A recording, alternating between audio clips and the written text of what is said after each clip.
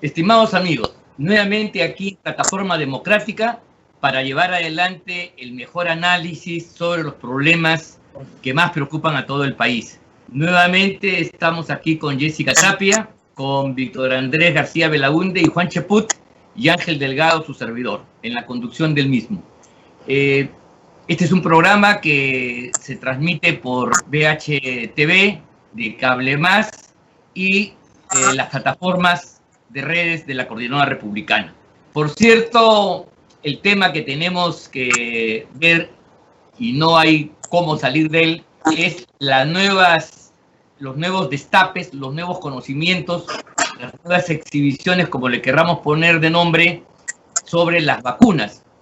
La semana pasada se tuvo conocimiento de un documento preliminar, pero cierto, válido, reconocido, no apócrifo, que ha desatado una tormenta que ha tenido varias consecuencias que vamos a analizar. Yo quisiera que, más allá de las precisiones de orden técnico que le corresponden más a los especialistas, a los médicos, a los científicos, por cierto, nosotros pudiéramos un poco analizar la consecuencia política de este documento que, por ser preliminar, no deja de ser importante. Repito, nadie ha negado su validez. La doctora García, que es la investigadora principal de la Cayetano Heredia, ha dicho que este documento debe complementarse con otros que deberán estar, escuchen bien, dentro de un lapso de 8 semanas. El problema está si los resultados preliminares van a cambiar radicalmente los resultados sobre la eficacia de la vacuna y concluir, por ejemplo, que la vacuna china ha resultado ahora la mejor del mundo. Creo que eso es imposible. Habrán algunas alteraciones en los porcentajes, pero creo que las características principales que tenemos a la vacuna no mejor del mercado mundial, internacional, y sí la vacuna más cara, creo que es un pésimo negocio de quienes estuvieron al frente de esta negociación. Entonces, sobre eso yo quería las opiniones de ustedes y los comentarios del caso. Empezamos contigo, Jessica, por favor. Muchísimas gracias, Ángel. Yo me voy a detener también un segundo en el tema de la prensa, que en este momento juega un papel fundamental y creo que me corresponde. Juan y Víctor Andrés pueden explayarse largamente hablando de política, pero yo como periodista debo mantenerme en este tema por unos instantes.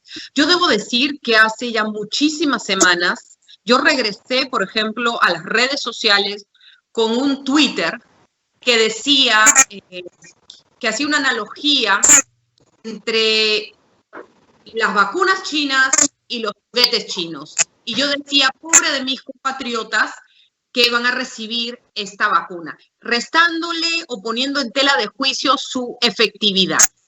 Recibí 1000 nuevos seguidores y muchas críticas al respecto, pero yo creo que ahí yo demostraba en mi papel de periodista lo que tiene que hacer un periodista. Si algo basado en alguna información no le parece, tiene que poner una voz crítica al respecto. Ayer, por ejemplo, lo mencionaba, me parece ayer o antes de ayer, Jaime Bailey. Él decía un respaldo a lo que hemos muchos periodistas señalado, poniendo en tela de juicio la eficacia o efectividad de esta vacuna china. Todo lo que venga de un país donde hay un comunismo totalitarista tiene que ser visto con lupa. Tenemos que tomarnos un segundo y evaluar, porque toda documentación o todo lo que salga de ahí no necesariamente ha pasado por el tamiz que en los países que tenemos apertura lo hacen, donde 50 ojos hay caminos donde se puede, con otra visión, ser crítico. Aquí, esto es lo que tienes, esto es lo que hay y nadie discute al respecto. Entonces, ¿qué ha pasado con Beto Ortiz y este informe preliminar del cual ustedes se van a explayar ampliamente? Él yo creo que ha cometido un desliz, no quiero calificarlo de otra manera, al no señalar de manera categórica y enfática que era un estudio preliminar. Eso quedó a la confusión, al entendimiento, luego se aclararon los hechos, pero nadie puede restar credibilidad a este documento. Si bien es cierto, como ha señalado Ángel, el documento no ha terminado todo el estudio y todavía falta muchísimo para ello. Estamos hablando de casi 2 meses. Va a haber elecciones antes que la conclusión de ese estudio, hay que decirlo así. Entonces, pero nadie puede poner en tela de juicio, y es gravísimo que, por ejemplo, salga la Premier a señalar que desde el Ejecutivo podrían iniciarse acciones legales, y una serie de abogados también respaldando y periodistas respaldando esta posibilidad de sanción a una persona que puede ser cuestionable. Beto Ortiz no es mi amigo, a los que sepan. Nunca hemos sido amigos. Una vez incluso él me ofreció trabajo y yo decliné. Y la fracción, el alejamiento fue mayor. Pero a mí, como Jessica Tapia, no me puede quedar la duda de que él está jugando un papel de líder de opinión importante en el lado opositor, y que muchas de las revelaciones que ha dado han sido el hilo de la madeja que hemos tenido que jalar. Entonces me parece oportuno que haya salido el ministro de Justicia a enmendarle la plana a la Premier, a decir que no es posible una investigación y que más bien es el Ejecutivo el que está llamado a brindar más información, porque ese es el camino correcto. Ese es el camino que los ciudadanos tienen que saber que es lo adecuado, más allá si te cae bien Beto Ortiz o no, más allá si ves tú su programa, más allá si te parece que los invitados son caseritos o no. Todo eso tiene que ser dejado de lado y ver por los intereses del país. Hay un informe preliminar en donde hay una bajísima efectividad de la vacuna que se va a poner en nuestros peruanos. Entonces, si bien es cierto, tenemos que esperar al resultado final, no podemos cerrar los ojos, no podemos tener la cortina corrida, y tenemos que hacer un análisis importante al respecto. Sobre lo político, ahí está Juan y Víctor. Muy bien. Muy bien, Jessica. Muchas gracias. Muy bien, muchas gracias por los comentarios. Tú dices de... Claro, se dejan llevar por el hígado, no lo tienen claro. Si te cae bien, no te cae bien, es otro tema. No, aquí hay una cosa importante que hay que decir. Miren, el problema está, parece lógico la siguiente secuencia. Se lleva a cabo el estudio en su fase 3, se concluyen los estudios y se decide o no por la vacuna, se negocia o no la vacuna. Sin embargo, aquí el problema es que el gobierno ya se comprometió, y según el anuncio de Sagasti y lo que se venía haciendo en la época de Vizcarra, hay compromisos firmes, a punto de que los chinos han repartido las vacunas entre toda la burocracia, entre todos aquellos que decidían para influir en la decisión. Entonces, aquí, según el documento que hemos conocido, en la parte final se dice justamente, al término de esta investigación, ambas partes, el gobierno y la empresa Sinopharm, discutirán de buena fe la compra de las vacunas correspondientes. Pero sucede acá, y esto es lo que yo te quiero preguntar acá, ¿cómo es posible que el gobierno se haya mandado de hacha, como se dice en términos criollos, se haya mandado con todo, haya presionado a Digimin y a la señora Sofía Salas, que por cierto también se ha vacunado, la jefa de Digimin, para que le dé un permiso excepcional? Ese es el concepto que ha saltado todas las etapas, todos los procedimientos, mientras que con otros laboratorios es draconiano al extremo. Esta conducta, repito, ya más allá del tema de la vacuna en sí, es por lo menos irregular, sospechosa, y merece los comentarios, las críticas y las preguntas del caso. La pregunta es entonces, dar a conocer un documento de esta naturaleza, ¿es un acto que pone en peligro la salud pública, la estabilidad del gobierno, o es un deber de los periodistas dar a conocer un texto oficial, no apócrifo, que alerta justamente sobre este tipo de vacunas que van a comprometer la salud de todos los peruanos? ¿Qué hacer frente a ello? ¿Hay un acto de traición, de terrorismo mediático como plantea el gobierno? ¿O por el contrario es el deber de conocer unos documentos con unas conclusiones, si bien provisionales, también preocupantes, que merecen pues una respuesta del gobierno en aras a que todos conozcamos la verdad de las cosas? Víctor Andrés. Bueno, yo creo que Jessica ha dado el clavo y el comentario también de Ángel es muy pertinente. Yo creo que la culpa un poco la tiene el propio gobierno, que ha hecho aspavientos de la llegada de esta vacuna como si fuese pues la medalla milagrosa, ¿no? La vacuna milagrosa. Entonces, han estado 6, 7, 8 horas las cámaras de televisión tomando el vuelo del avión, cómo llegaba, cómo aterrizaba, cómo bajaban, en fin, se ha hecho todo un escándalo mediático para aplaudir a la vacuna y que llegaba además en cantidades muy pequeñas que no iban a alcanzar a mucho, y se ha justificado las compras de 30 y tantos millones de vacunas, etcétera, etcétera, etcétera. Entonces, el gobierno se ha empeñado tanto en decir que está haciendo bien las cosas cuando sabemos que desde Vizcarra se están haciendo mal las cosas, y además no ha podido de ninguna manera justificar la no compra de las otras vacunas Pfizer o Moderna o Seneca, etcétera. Entonces, ellos han puesto todas sus baterías en justificar la compra de una vacuna que no tiene aceptación en Estados Unidos en la FDA, ni tiene aceptación en la Comunidad Europea, ni tiene aceptación en muchos países del mundo. Solamente tiene, pues, Arabia Saudita y uno que otro más estado de poca monta. Entonces, todo esto lo que ha hecho es llevar una sospecha. A ver, ¿qué pasa aquí? ¿Por qué tanto interés en comprar una vacuna que no es la mejor?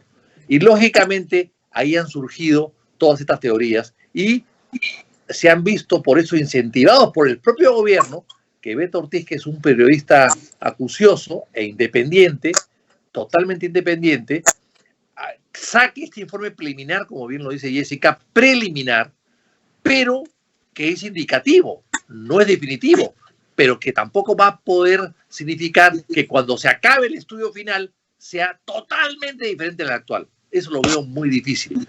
Habrá variaciones, habrá cambios, pero no creo que haya un resultado totalmente diferente al preliminar. Lo veo difícil. En todo caso, los estudios preliminares de alguna manera van adelantando lo que va a pasar después, pero no lo van negando. Entonces yo creo que ahí ha habido un tema de mal manejo del gobierno y de justificación del gobierno por una vacuna que no era la mejor. En primer lugar. En segundo lugar, la sospecha también viene de la DIGEMIN, cuyos directivos y jefes se han vacunado con esta vacuna antes de que se compre y antes de que llegue al público y antes de que tenga registro sanitario. O sea, la DIGEMIN, que son los guardianes del registro sanitario y de todas las medicinas y vacunas que llegan al Perú, ellos son los guardianes, ¿no? Para que no se filtre en el Perú ningún medicamento de poca calidad. Ellos son los primeros que se vacunan sin haberle dado el visto bueno. También eso llama sospecha. Eso llama sospecha.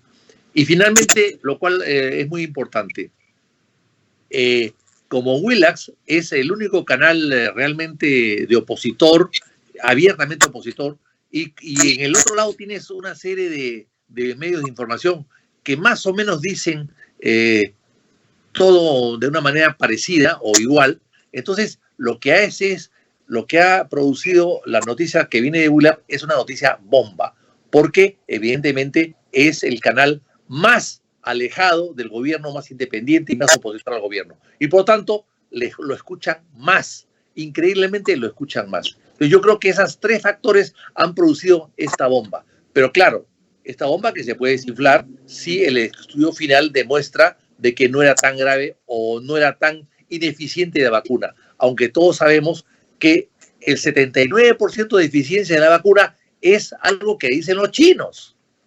Quien me está metido a la industria o al comercio, más que todo a la industria, también al comercio, por supuesto, pero sobre todo a la industria, y sabe de que cuando compra una máquina china, te ofrecen el 100% de producción, digamos, y igual a la europea, costando la China la mitad que la europea. En este caso, cuando compras la máquina y empiezas a producirla, te das cuenta que el 100% que ellos te aseguraban está en 80 o 70 o 60. O sea, es una vieja tradición china de que los ofrecimientos del fabricante no siempre se cumplen. Entonces, eso también puede haber influido en el tema. Y finalmente, el gobierno, si quiere salir al paso de esto, debería ser una cosa elemental: publicar los informes que lo han llevado a tomar esta decisión y sobre todo el contrato y el precio, porque no es posible que nadie sepa el precio. O sea, estamos hablando del secretismo que no existe ni siquiera en las Fuerzas Armadas para comprar el satélite o comprar un avión. El secretismo para comprar una vacuna. Un secretismo igual o parecido al de el trato tenido con Odebrecht para las colaboraciones eficaces. Y eso también es inaceptable y sospechoso. Muy bien. Gracias, Víctor Andrés. Sobre el tema, en realidad, la regla china de que los productos que elabora dicho país pueden ser menos consistentes y duraderos, se han compensado siempre con un precio menor. Entonces, cuando uno compra a menor precio, bueno, puede esperar pues un producto que no sea tan eficiente ni duradero como otro, más caro. Pero resulta, hasta donde sabemos, y eso habría que decirlo con todas sus letras, que esta vacuna es la más cara del mercado. Eso es lo que no terminamos de entender, porque ahí sí entonces entramos en una flagrante contradicción y eso sí requiere una explicación del gobierno. Yo quería preguntarte a ti, Juan, lo siguiente. Tú que eres ingeniero vinculado al mundo de los números, ¿tú crees que en función a las conclusiones de un estudio preliminar en general, las conclusiones finales, porque mire, se está hablando de 7.000, faltan 4.000, efectivamente hay que llevar adelante, ¿eso podría modificar radical, sustantivamente la evaluación preliminar de la vacuna china, o lo preliminar es una prefiguración que todavía tiene que ratificarse, confirmarse en un estudio final? Y finalmente, si esto es así, ¿por qué el gobierno reacciona con la violencia, con la amenaza y la prepotencia? Porque hasta cierto punto, yo escuché ayer a la primera ministra decir lo siguiente, cuando le preguntan si ella ha tenido conocimiento de este informe al momento de tomar la decisión de comprar el primer lote de vacunas, ella dice que no puede afirmarlo porque no. Entonces, bueno, si este documento, que yo espero que no era la pretensión esconderlo, guardarlo bajo 7 llaves, que se haya puesto a conocimiento, yo creo que es una salvaguarda a la salud pública de los peruanos, en la medida que sabemos que y bueno, y el gobierno, pues, si actuara de buena fe, debería hasta agradecer. ¿Para qué? Para poner el énfasis, su preocupación en traer otras vacunas y no poner todos los esfuerzos en esta vacuna que tiene tantos problemas, ¿no, Juan? Así es, mira, contestando tu pregunta, en ingeniería, un experimento complejo es aquel que tiene como principal característica la incertidumbre. Y en este caso, un proceso de pruebas de vacunas tiene esa carga de incertidumbre por una sencilla razón. Cada ser humano es un mundo completamente distinto al otro. No sabemos cómo va a reaccionar el individuo. Entonces, si ha habido 11.000 experimentos y con 7.000 se llega a un porcentaje, los 4.000 restantes sí podrían alterar la configuración del indicador final. En ese sentido tiene razón el gobierno. Pero yo creo que hay otros elementos que deberíamos tomar en cuenta, que es algo de lo cual en cierta medida lo ha mencionado Vitocho y que en su momento lo dijo Claudia Hernández. ¿Cuáles son los términos de referencia para comprar la vacuna? ¿Cuáles son los parámetros que se han utilizado para elegir la vacuna china? Y cuando hablamos de los términos de referencia, se supone que nuestros científicos han tenido que decir que del número de vacunas existentes en el mundo queremos una que tenga determinadas características y según eso tomar la decisión. Y que hayan optado por la vacuna que no ha sido registrada en la FDA, que es la menos transparente, la más opaca del mundo, pues los indicadores de Sinopharm tampoco han sido publicados ni en China ni en ninguna parte, cuyos elementos vinculados a las ventas que han tenido, como por ejemplo en los Emiratos Árabes Unidos, a los cuales llegó la vacuna y que no ha sido utilizada, terminaron utilizando Pfizer. Entonces, son cosas que nos han debido llevar a tomar una decisión. La donación que se hizo, que según el doctor Carlos Caro ha señalado de que están dentro de los alcances de lo que vendría a ser un delito, Entonces, pues estamos viendo un proceso de adquisición de la vacuna completamente ilegal. Ahora, lo que ha hecho Beto Ortiz es correcto. La introducción a esta conversación, y digo introducción porque nos ha metido a todos en el tema que ha hecho hace un momento Jessica, es importante porque lo de Beto Ortiz obedece a la forma como debe actuar un periodista cuando se trata de un asunto de interés público. Al periodista no le corresponde hablar con exactitud, porque él no es un científico. Al periodista le corresponde brindar información para agitar las aguas, ir en contra del conformismo complaciente, abrirnos los ojos y obligar al gobierno a que explique. Eso se quiere anular en el Perú. La posibilidad de decir, un momentito, señores, nos pueden estar engañando, explique usted. No es una certeza, es la instalación de la duda que es clave para el debate público. Tenemos que dudar, porque de por medio está la salud y la reactivación de los peruanos. No tenemos que ser complacientes con lo que nos dicen, que es lo que quisiera el gobierno. Entonces, cuando nosotros vemos esta sobrereacción, es porque yo no tengo ninguna duda y tengo derecho a pensar porque me lo garantiza la Constitución, a tener mi opinión. Yo no tengo ninguna duda que acá hay una gigantesca corrupción y que inclusive podría haber candidatos presidenciales que han sido vacunados. De allí la opacidad y la sobrereacción del gobierno. El sistema de prestigio en el Perú se desplomaría, tal y como sucedió con los Vladivideos, como escribí en mi artículo en El Reportero, si se sabe quiénes han sido vacunados. Así como con los Vladivideos la gente estaba asustada porque habían visitado la salita del zinc y tenían miedo de que saliera a la luz los videos, ahora muchas personas que han acudido de manera surrepticia a vacunarse y que podrían ser candidatos o parlamentarios o periodistas o artistas están temerosos de que salga a la luz pública y la gente entienda el porqué de su adulación permanente a Vizcarra.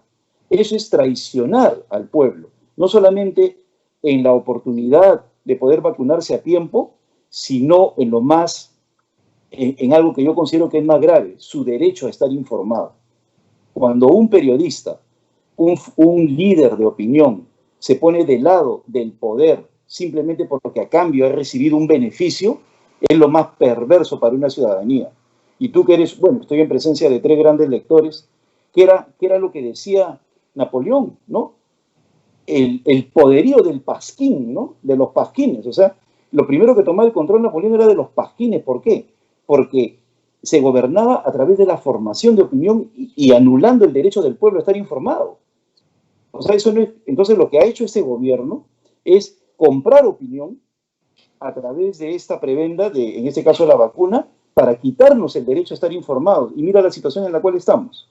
Una situación desoladora, de pérdida de confianza, de un proceso electoral absolutamente debajo de los términos normales.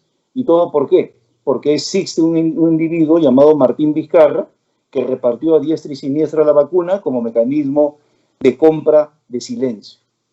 Eso es lo que no se quiere investigar. Cosas gravísimas como la que dice Fernando Carbone. Ya tengo la segunda lista y 2 días después, al mejor estilo staliniano, no hay lista, ¿no? Como si hubiera ido la Brente Iberia a decirle cállate o te mato, ¿no? Entonces cambia de inmediato de versión, lo cual demuestra de que hay todo un sistema autoritario detrás de esto. Muy bien, Juan. Claro, ese es el tema. Yo quería continuar con eso porque ya, vamos, el tema de la vacuna es gravísimo, tendrá su investigación, pero la reacción sobre de medida, desencajada del gobierno a través de la primera ministra Violeta Bermúdez, que en un momento determinado parece que se le sale el gorila que todos tenemos dentro, evidentemente pone en riesgo el régimen democrático que se basa en la libertad, en la libre circulación de las ideas para formar en la esfera pública una determinada opinión que va a dirigir la marcha gubernamental. Por eso yo quería comentar contigo, preguntarte, Jessica, sobre la reacción de los otros medios.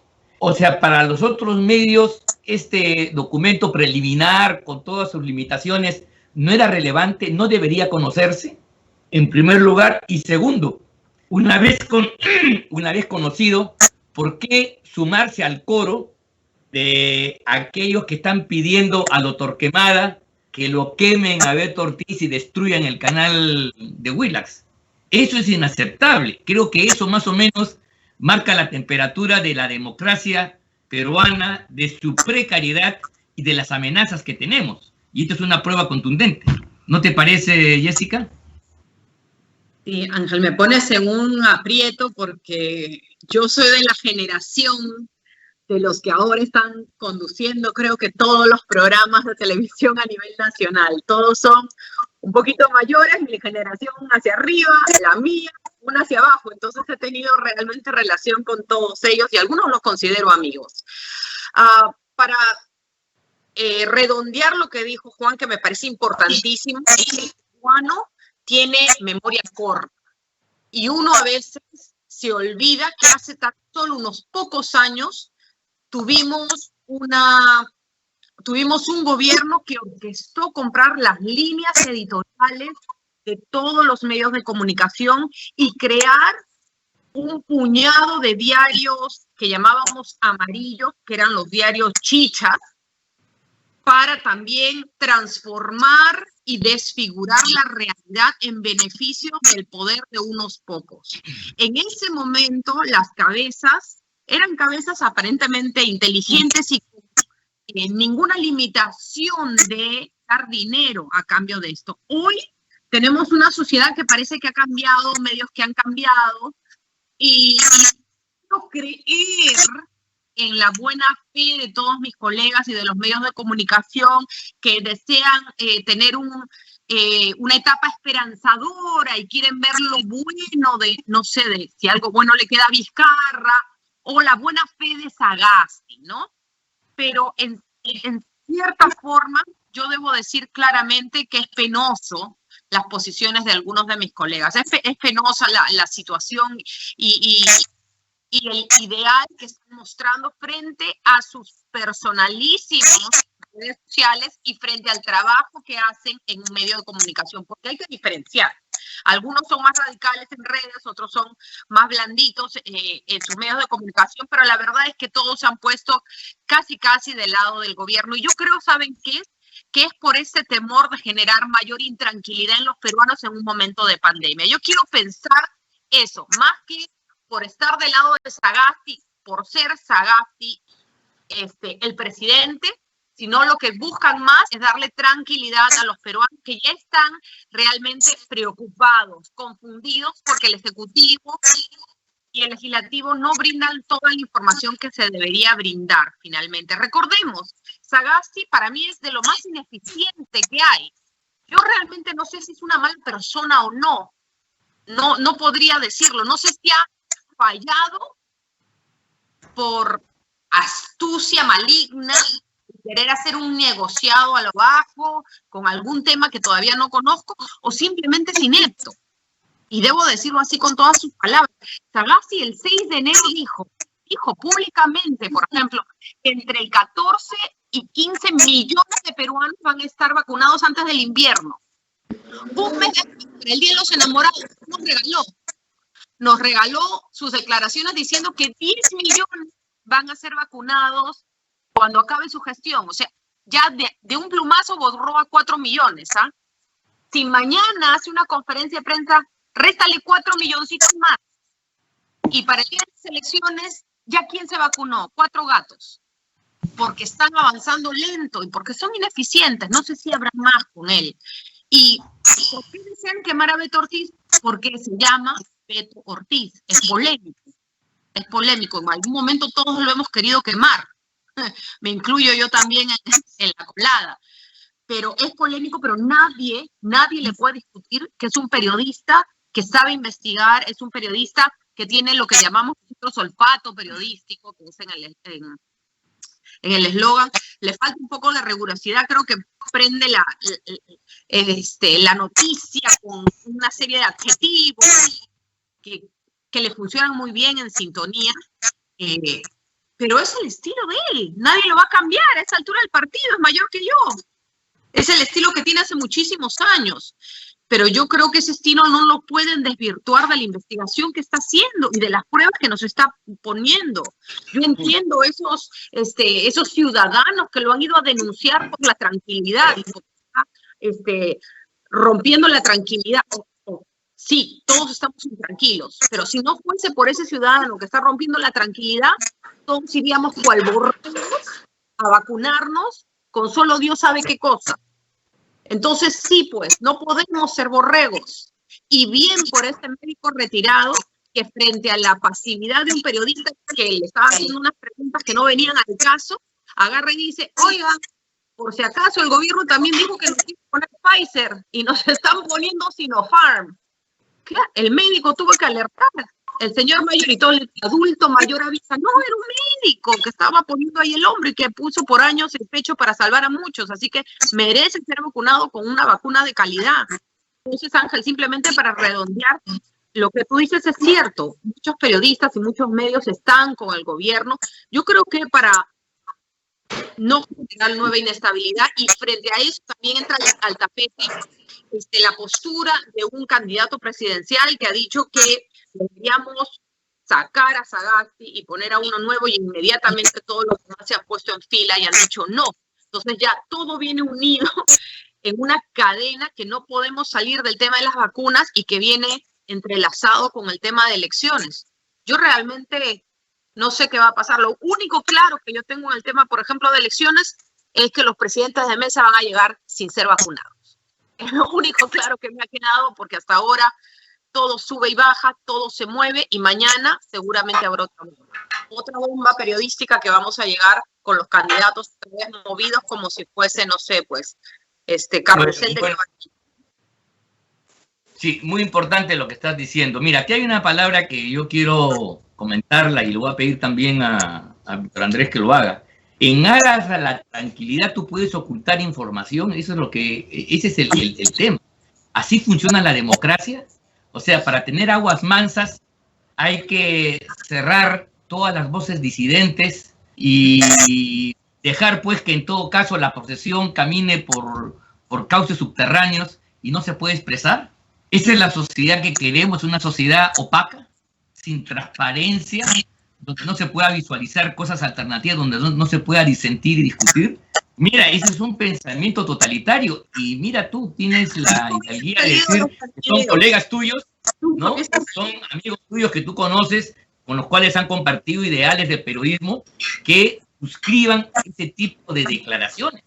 Y yo creo que, mira, más grave que el tema de la vacuna y todo lo demás, es esta suerte de virus que está inoculado en algún sector cuya función, deber sagrado es en informar, asumiendo las consecuencias y poniendo la responsabilidad por delante, claro está, a no hacerlo para que haya tranquilidad, para que todo esté tranquilo, para que nada se mueva. ¿Qué te parece a ti? Ese es un modelo. ¿Qué tipo de sociedad es esa en la cual el silencio, la tranquilidad, las aguas mansas es el modelo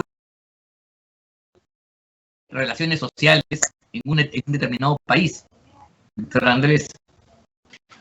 Bueno, yo creo que no, en absoluto, de acuerdo contigo, Ángel, es imposible pensar que un gobierno democrático tenga que estar utilizando algún tipo de artimaña o de amenaza como la señora Bermúdez, que me ha llamado muchísimo la atención, que ella, siendo esposa de una persona que ha trabajado tanto en defensa de los ciudadanos, ¿no? Y amenace sutilmente a Beto Ortiz o a Huilac, y que el ministro de Justicia, Vega, que ha sido defensor del pueblo,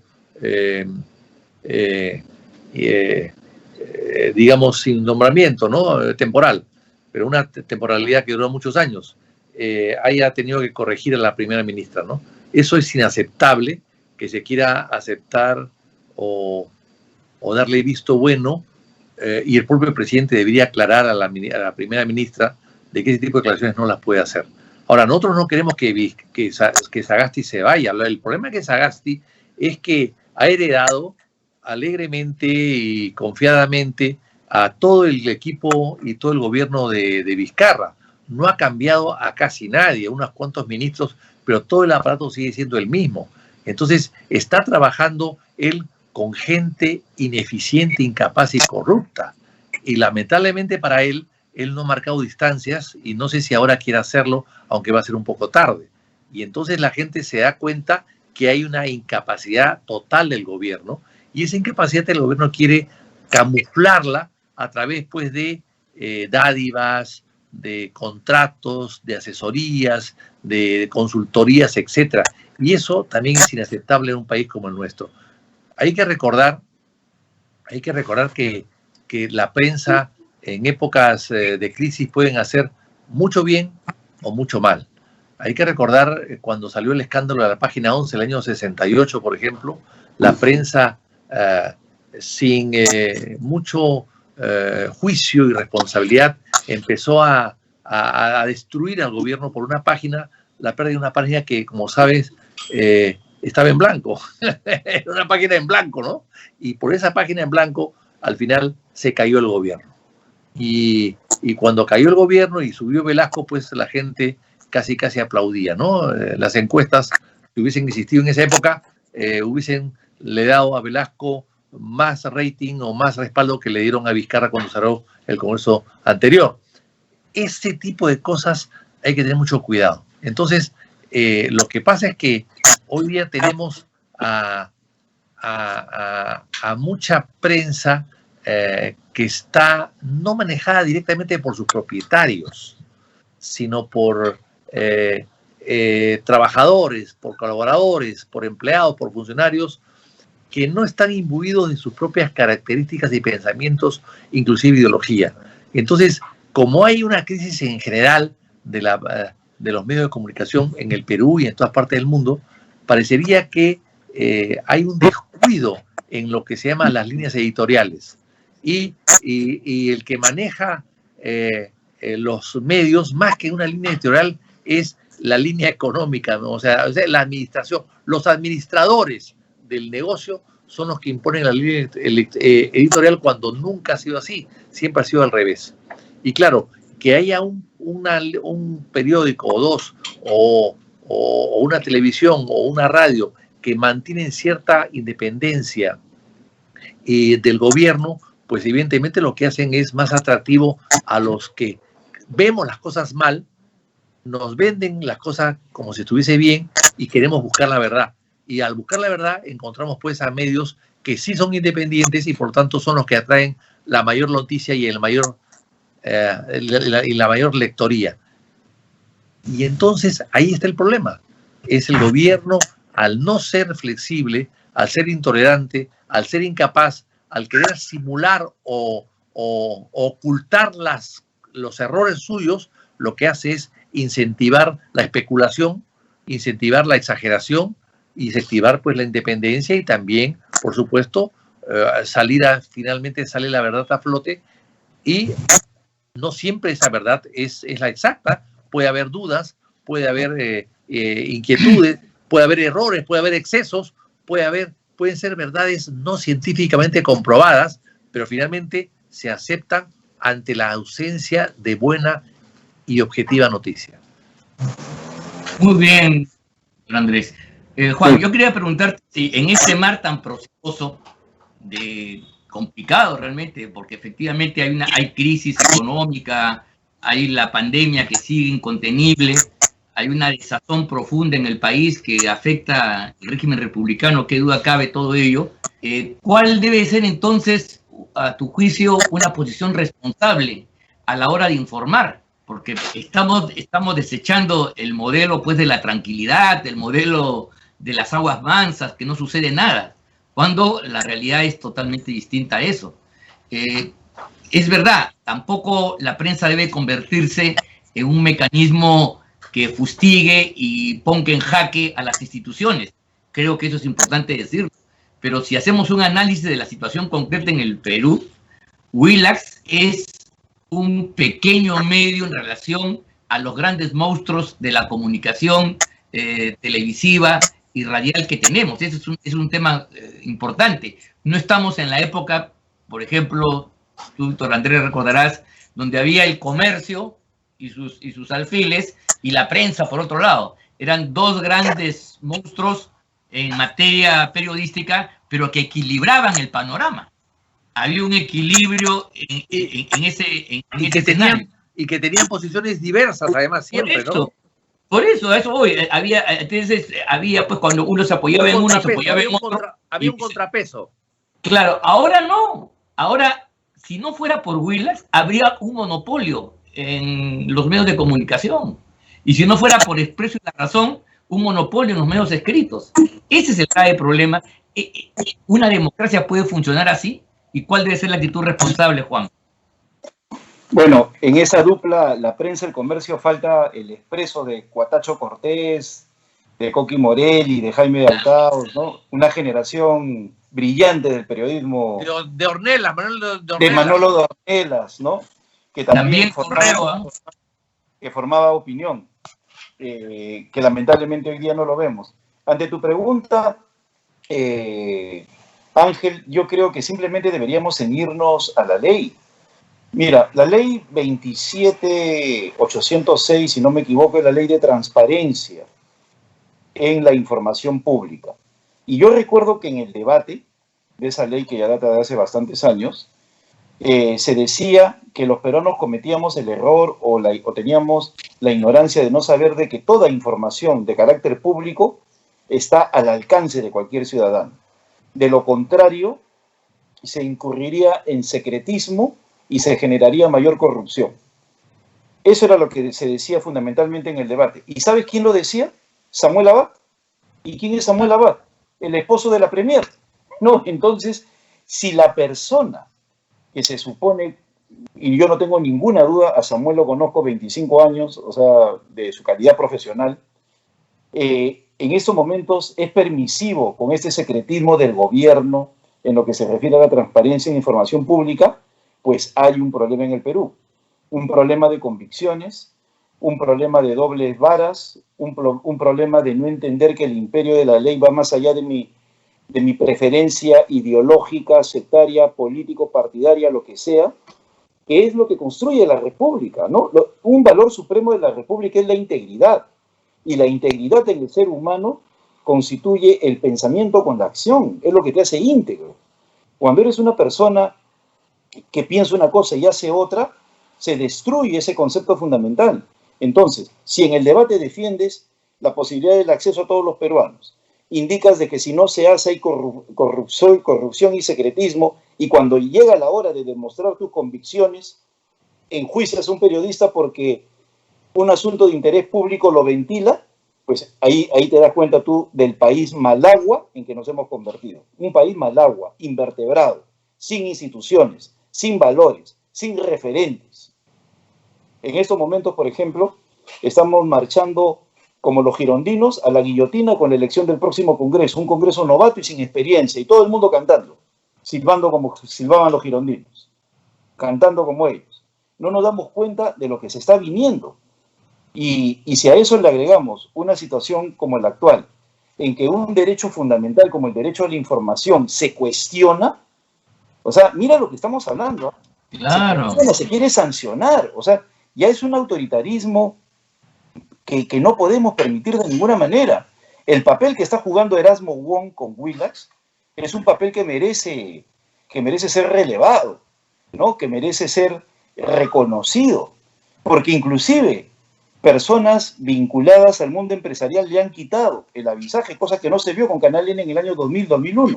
Más bien tenía apoyo de los demócratas. Hoy en día, por Reactiva Perú, o sabe Dios por qué, le quitan el apoyo a Willax para que pueda convertirse en esa antena independiente que nosotros necesitamos. O el papel, como tú bien has dicho, del mismo diario Expreso en la actualidad. Esas ventanas de información son fundamentales porque al final constituyen la luz al final del túnel. Un país no puede estar en la oscuridad, en la ceguera, en el pensamiento único, dejando de lado la posibilidad del debate. Otra cosa que también hemos aceptado con normalidad, Vitocho no es invitado a un medio de comunicación, yo tampoco, Mauricio Mulder, tú, Jessica, o sea, el que piensa distinto ha sido así vetado en los grandes medios de comunicación y nadie se cae de espaldas. Solamente van los allegados al gobierno o los que dicen tonterías para que de esa manera la gente esté manipulada.